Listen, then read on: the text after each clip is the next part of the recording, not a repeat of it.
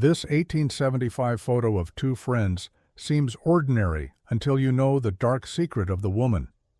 A white woman sits beside a black man in a Philadelphia studio. At first, proof of an unusual friendship after the Civil War, but when a museum cataloger examined the image closely, she noticed something chilling. The studio sat near medical schools and cemeteries. That garden spade at the frame's edge wasn't a prop. The man's tense, unsmiling face wasn't shyness, it was fear. The woman's dark secret? Her cellar was a transit point for stolen bodies, taken from black burial grounds to supply anatomy rooms. He wasn't her friend. He was trapped in her terrifying trade. How many other photographs hide such disturbing truths? If this story sparked your interest in hidden histories, consider subscribing to help keep these stories alive. Comment your city and time. We're curious how far these accounts travel. The photograph sits in a manila folder, cataloged simply as Studio Portrait circa 1875. At first glance, it appears unremarkable, perhaps even heartwarming for its time. A white woman in a modest day dress sits primly on a wooden chair, her hands folded in her lap, her expression mild and composed. Beside her stands a black man, his hand resting on the back of her chair in what seems like a gesture of casual friendship. The studio backdrop behind them is typical of the era, painted ivy climbing a decorative balustrade, the kind of romantic garden scene that photographers used to suggest refinement and leisure. But it was the small details that caught Miriam Cole's attention on that quiet Tuesday morning in the museum's archive room. As the cataloger carefully examined the photograph under her magnifying glass, she noticed the man's work-worn cuffs, frayed and stained from honest labor. At their feet sat a burlap sack, slumped and shapeless, what appeared to be a common studio prop meant to enhance the garden theme. And there, barely visible at the frame's edge, was the slender iron head of a spade, its metal surface catching the studio's light. The man's face told a different story than the peaceful scene suggested. He stared directly at the camera lens without the hint of a smile, his jaw set in a way that spoke not of shyness or discomfort with posing, but of something deeper, a tension that seemed to radiate from his very bones. His posture was correct, respectful, but there was a wariness in his eyes that the photographer had captured whether intentionally or not. Miriam had been cataloging photographs for 12 years, long enough to know that the most innocent images sometimes held the darkest secrets. She turned the photograph over and examined the studio imprint on the mount. Hartwell & Sons Photography, West Walnut Street, Philadelphia. The address made her pause. She reached for her city directory from 1875 and traced her finger down the page until she found it, a West Side address within easy walking distance of Jefferson Medical College and the University of Pennsylvania's medical school. More troubling still, the studio sat in the corridor that led to Lebanon Cemetery, where many of the city's black residents were laid to rest. That odd garden spade, which she had initially dismissed as a photographer's prop, suddenly took on a more sinister possibility. In 1875, Philadelphia, such tools had a particular significance that went far beyond gardening. The location of the studio, combined with the presence of that iron spade head, planted a hard question in Miriam's mind.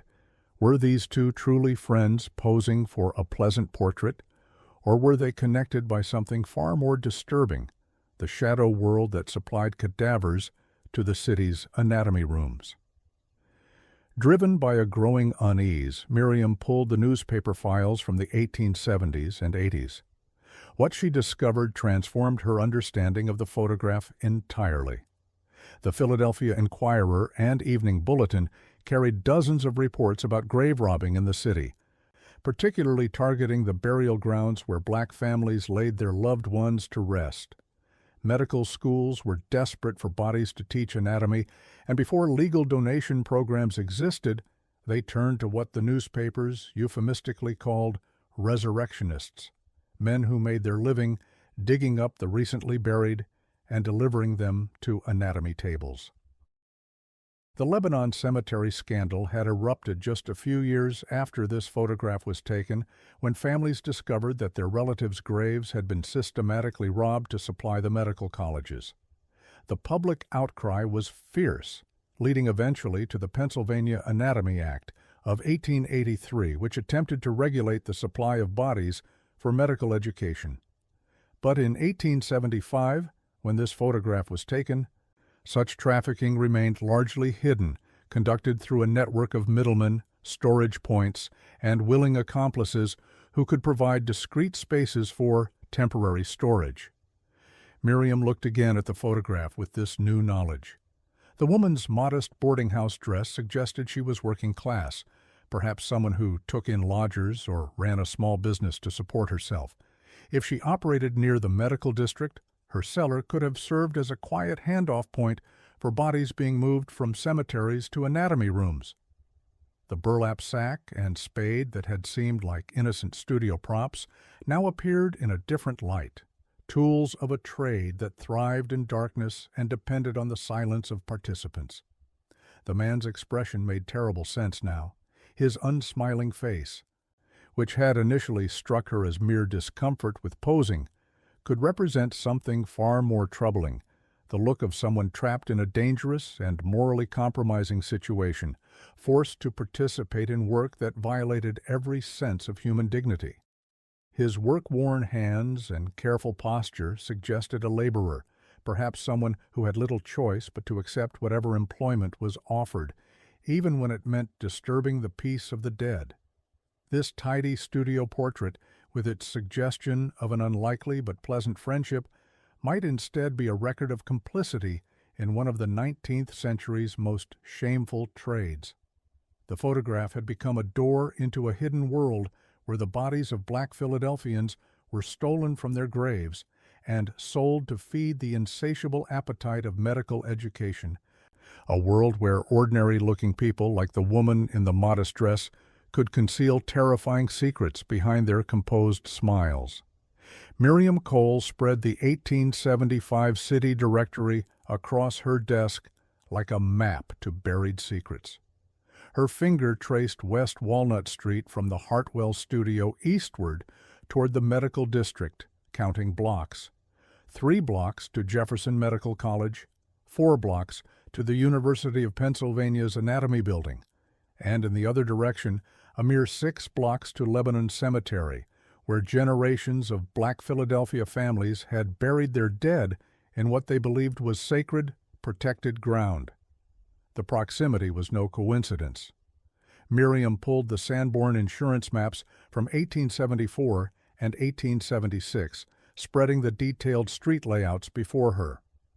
The maps revealed the density of medical establishments in the area, not just the major colleges, but private anatomy schools, surgical supply companies, and the small boarding houses that catered to medical students. It was a neighborhood built around the business of medicine, and medicine in the 1870s required a steady supply of human remains. She turned to the newspaper archives, and what she found there made her stomach tighten. The Philadelphia Evening Bulletin had covered the resurrection trade extensively, though often in coded language that protected both readers' sensibilities and the publications from libel suits. An 1876 article described midnight depredations at several city cemeteries, noting that the graves of our colored citizens seem particularly vulnerable to these scientific vultures. Another piece from 1878 reported on a confrontation between cemetery visitors and suspicious persons with shovels, leading to the discovery of several graves in states of obvious disturbance. The language was circumspect, but the reality was brutal. Medical schools across Philadelphia and Baltimore operated with an insatiable need for fresh corpses to teach anatomy to their students. Before the development of legal donation programs and cadaver preservation techniques, schools relied on what the press delicately termed irregular procurement methods. What this meant in practice was a thriving black market in human remains, with professional body snatchers called Resurrectionists, making their living by robbing graves and delivering their grisly cargo to anatomy theaters. The trade was organized and systematic.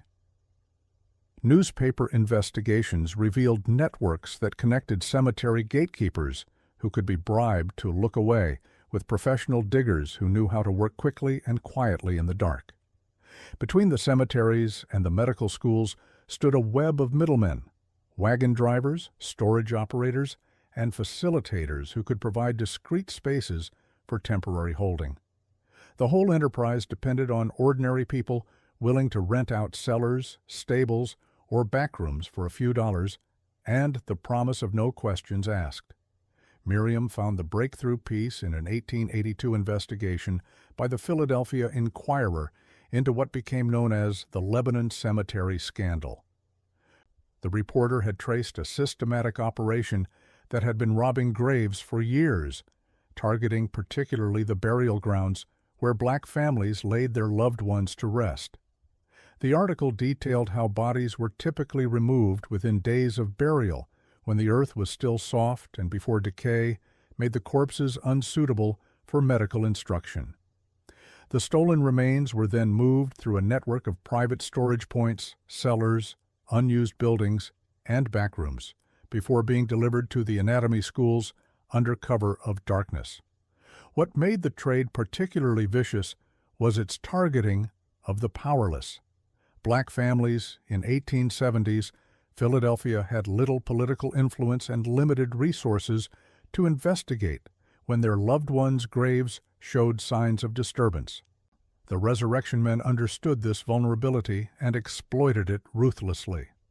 Cemetery records showed that white burial grounds were rarely disturbed, while black sections showed evidence of systematic grave robbing that had gone on for years before anyone with authority took notice.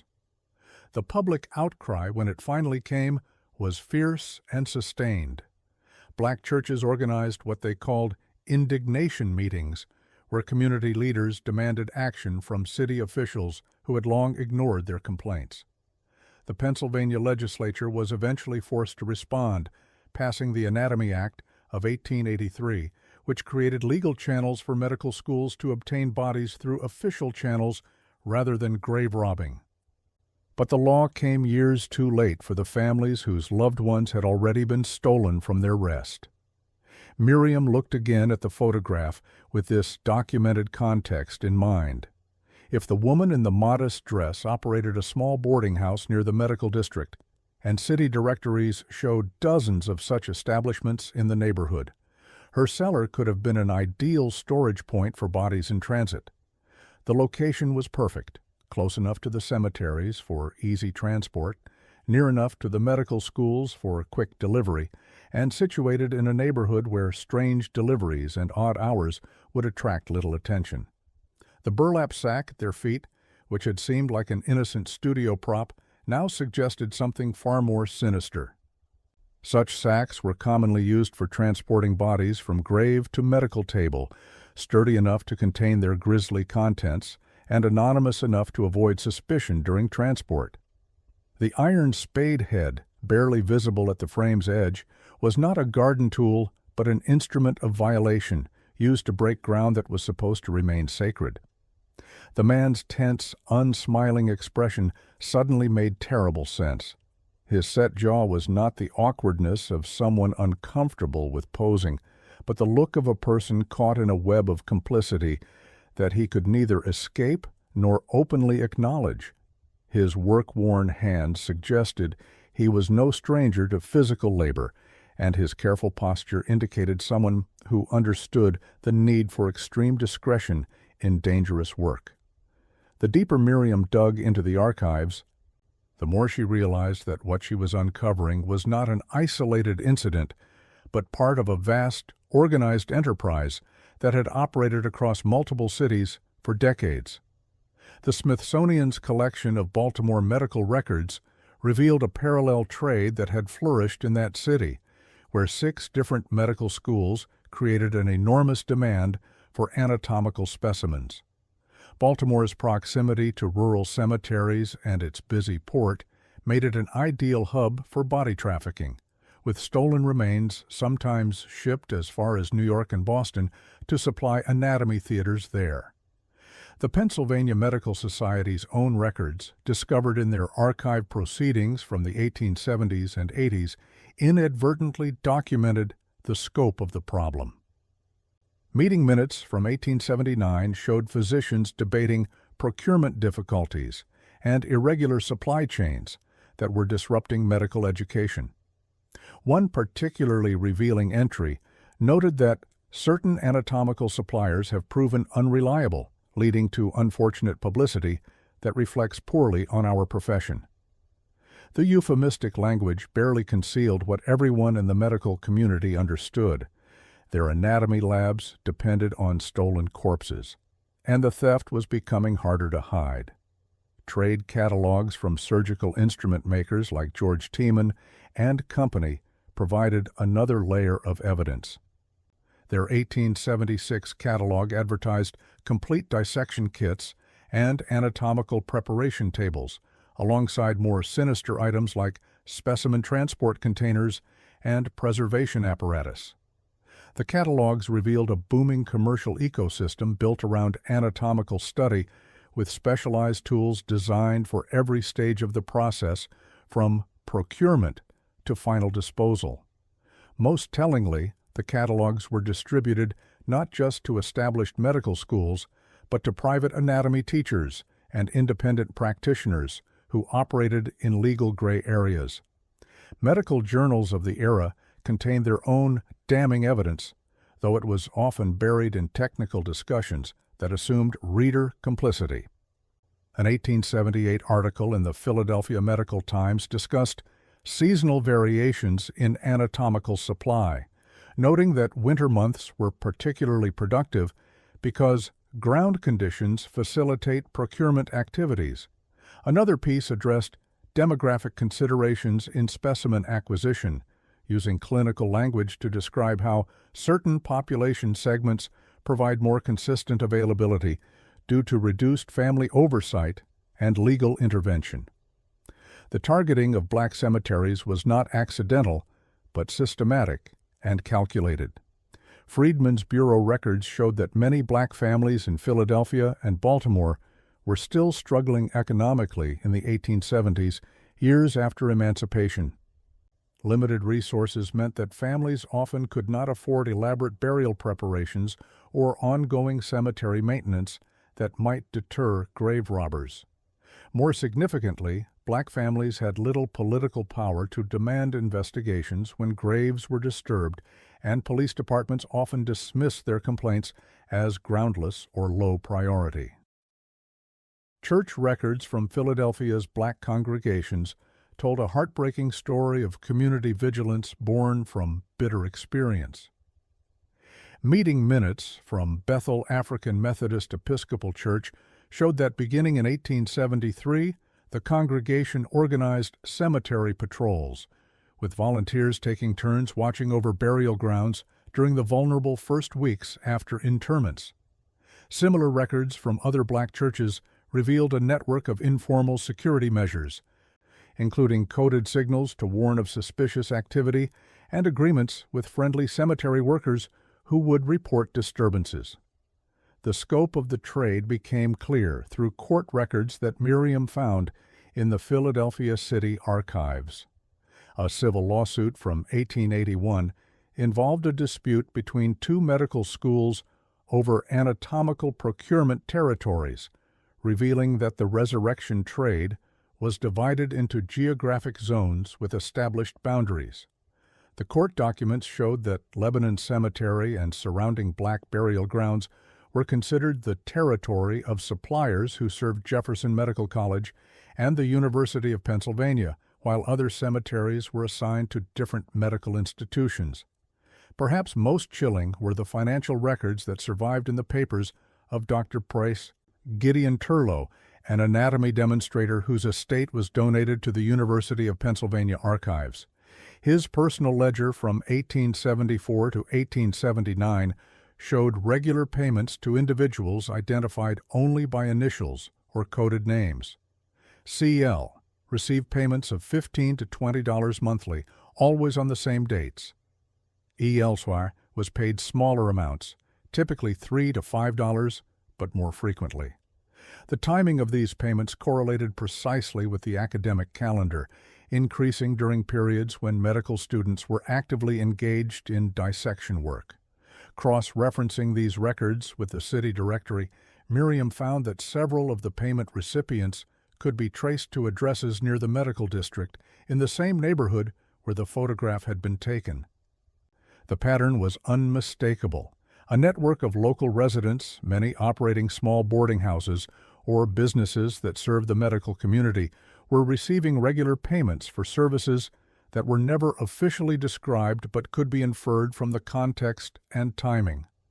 The photograph now fit perfectly into this documented system.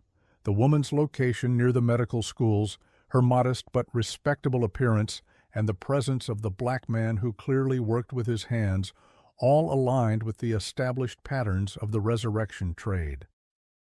She was not an isolated criminal, but part of a supply chain that had operated with impunity for years, protected by the silence of participants and the indifference of authorities who profited from the arrangement.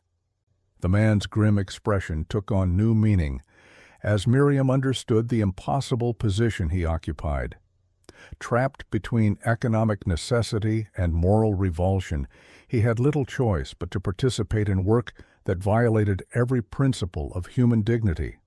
His unsmiling face was not defiance, but the look of someone bearing an unbearable burden, forced to desecrate the dead to survive among the living. To understand the true relationship between the two people in the photograph, Miriam needed to examine the broader context of power and survival that shaped black lives in 1870s Philadelphia. The end of slavery had not meant the end of forced labor, and legal documents from the period revealed a web of restrictions and dependencies that trapped many formerly enslaved people in relationships that were barely distinguishable from bondage. The Freedmen's Bureau records, housed in the National Archives, told a story of systematic efforts to maintain white control over black labor through laws and contracts that masqueraded as legitimate employment arrangements. In Maryland and Pennsylvania, the apprenticeship system had become a particularly insidious tool for continuing enslavement by other means. Between 1864 and 1867, Maryland officials bound out an estimated 10,000 black children to white households under apprenticeship agreements that gave masters nearly total control over their lives. These contracts, often signed without parental consent, committed children to years of unpaid labor under the guise of education and training. The system was designed to look legal and benevolent while functioning as a mechanism for stealing childhoods and perpetuating racial subordination. Court records from the Pennsylvania Supreme Court showed that families fought desperately to reclaim their children from these fraudulent arrangements. The case files contained heart-wrenching petitions from parents who had discovered their sons and daughters bound to masters who treated them as property. Habeas corpus actions filled the dockets as families sought legal remedies, but many sheriffs and local officials resisted enforcement, creating a system where legal victories often remained meaningless in practice. The famous case of In Returner established some protections, but implementation was uneven and often ignored in rural areas where oversight was minimal.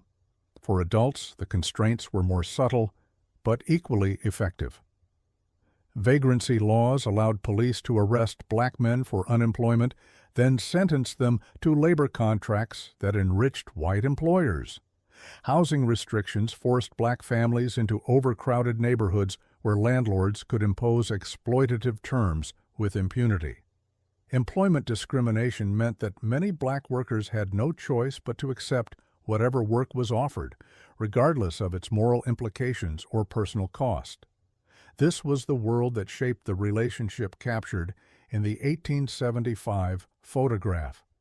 When the museum label described the two figures as friends, it erased the fundamental inequality that defined their interaction. The woman held economic power in a society that offered the man few alternatives to whatever arrangement she proposed. Her boarding house provided not just shelter, but access to a network of employment opportunities, however unsavory. His dependence on her goodwill was complete, making refusal of her requests virtually impossible. The resurrection trade thrived precisely because it exploited these power imbalances. White facilitators like the woman in the photograph could present themselves as legitimate business people, providing necessary services to the medical community. They operated from respectable addresses, maintained proper appearances, and cultivated relationships with established institutions. Meanwhile, the black men who did the actual grave robbing bore all the physical risk and moral burden while receiving a fraction of the profits. If caught, they would face the full force of the law, while their employers remained safely insulated from prosecution. Church records from Philadelphia's black congregations provided the voices that official documents often omitted. Meeting minutes from Bethel African Methodist Episcopal Church recorded passionate speeches by community leaders who understood exactly what was happening in their cemeteries. Reverend Benjamin Lee addressed his congregation in 1879, saying that, "Our dead cannot rest in peace while wolves in human form prowl our burial grounds, stealing the bodies of our mothers and fathers to feed the appetites of those who see us as less than human, even in death." His words captured both the spiritual violation and the racial hatred that drove the resurrection trade. The minutes of the community indignation meetings revealed the depth of Black Philadelphia's anger and the systematic nature of the abuse they faced.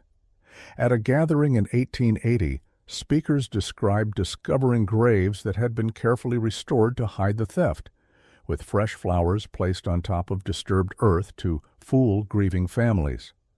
Others testified about cemetery workers who demanded bribes to provide basic security, creating a system where families had to pay twice, once for burial, and again for protection from desecration.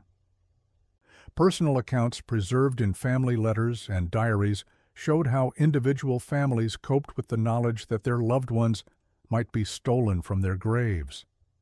Sarah Johnson wrote to her sister in 1878, describing her decision to delay her father's funeral until she could arrange for armed guards to watch his grave for the first month after burial. Her letter captured the impossible choice faced by black families: pay for protection they should not need or risk having their loved ones' remains sold to medical schools for dissection. The system persisted because it was designed to remain hidden within the fabric of legitimate society. Private homes and cellars kept transactions away from official premises where they might attract unwanted attention. The use of coded language in medical journals and supply catalogs created plausible deniability for institutions that profited from the trade. Light penalties for grave robbing, when prosecutions occurred at all, meant that the financial rewards far outweighed the legal risks. Most importantly, the resurrection trade exploited the racial hierarchies that made black suffering invisible to white authorities. Police departments routinely dismissed complaints from black families about disturbed graves, treating them as groundless superstitions rather than legitimate crimes. Medical schools and their wealthy benefactors wielded political influence that protected them from serious investigation. The entire system depended on the understanding that black lives and black deaths simply mattered less than white comfort and white profit. The photograph, viewed through this lens, became a document of profound injustice, masquerading as innocent friendship. The evidence Miriam had assembled painted a clear and devastating picture. The 1875 photograph, taken at Hartwell Studio near Philadelphia's medical district, was not a portrait of friendship, but a document of complicity in one of the 19th century's most systematic forms of racial exploitation.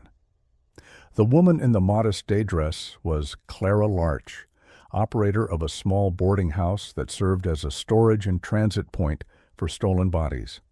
The black man beside her, whose name was likely Ephraim Lattimore, based on payment records cross-referenced with city directories, was not her friend but her employee, trapped in work that required him to violate the graves of his own community to survive in a society that offered him few alternatives. The financial records made the relationship unmistakably clear. Clara received $15 to $20 monthly from Dr. Turlow's anatomy supply operation, payments that coincided precisely with periods of increased medical school activity. Ephraim's smaller, more frequent payments of $3 to $5 marked him as day labor, paid per job, rather than as a steady partner. The power dynamic was absolute.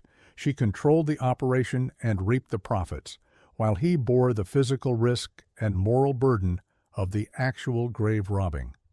The tools visible in the photograph confirmed their roles in this grim trade. The burlap sack at their feet was not a studio prop, but standard equipment for transporting bodies from cemetery to medical table. The iron spade head, barely visible at the frame's edge, was the instrument used to break ground that was meant to remain sacred forever. Even their positioning told the story. Clara sits with the composed confidence of someone who controls the operation, while Ephraim stands with the rigid tension of a man trapped between survival and conscience.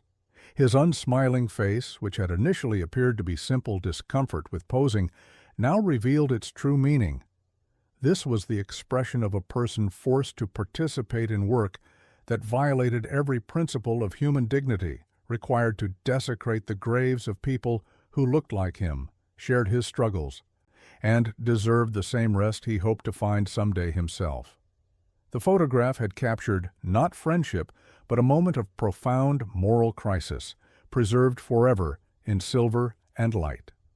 The system that trapped Ephraim and enriched Clara began to crumble in the 1880s, brought down by the same community organizing and public pressure that had forced so many other reckonings with racial injustice. The Lebanon Cemetery scandal, when it finally broke in 1881, generated sustained outrage that could not be ignored or dismissed. Black churches organized boycotts of medical institutions, threatening to withdraw their limited but symbolically important patronage. Newspaper coverage, initially sympathetic to medical schools, shifted as reporters documented the systematic targeting of black burial grounds and the flagrant disregard for grieving families. The Pennsylvania legislature responded with the Anatomy Act of 1883, which created legal channels for medical schools to obtain bodies through official processes rather than grave robbing. The law established procedures for using unclaimed bodies from hospitals and poorhouses, reducing the demand for stolen corpses that had fueled the resurrection trade. Similar legislation passed in other states as public pressure mounted, creating a nationwide shift away from the body snatching that had terrorized black communities for decades. But the damage had already been done. Thousands of bodies had been stolen from their graves, dissected in anatomy theaters, and disposed of without ceremony or respect. Families had been robbed not only of their loved ones, but of their ability to grieve and remember in the places where they had laid them to rest. The trust between black communities and medical institutions had been shattered in ways that would take generations to repair. The reckoning with this history continues today. In 2024, the Penn Museum made headlines when it finally returned the remains of 19 black Philadelphians who had been held in their cranial collection for over a century. The ceremony, attended by descendants and community leaders, represented a formal acknowledgement of the medical establishment's participation in grave robbing and racial exploitation. Dr. Helen Roth, the museum's liaison for repatriation efforts, spoke of the institution's commitment to confronting the legacy of scientific racism and returning dignity to those whose remains were acquired through theft and violence. The photograph now sits in the museum's collection with a corrected label that tells the truth about what it contains. Gone is the romantic fiction of unlikely friendship across racial lines. In its place stands a stark documentation of exploitation, power, and survival in a society built on the systematic devaluation of black lives and black deaths. The image serves as a permanent reminder of how easily brutality can hide behind respectability, how often cruelty masquerades as commerce, and how the most innocent-appearing documents can contain evidence of society's darkest secrets. Clara Larch's boarding house is long gone, demolished decades ago for urban development. The Lebanon cemetery, where so many bodies were stolen, has been partially restored, with new monuments honoring those whose rest was disturbed. Ephraim Lattimore's descendants, traced through genealogical research, have been contacted by the museum and invited to participate in ongoing efforts to document and memorialize the victims of medical grave robbing. The photograph remains, no longer hiding its secrets but revealing them with unflinching clarity. Two people caught in a web of exploitation that enriched some and destroyed others. Their relationship defined not by friendship, but by the fundamental inequality that made such arrangements possible.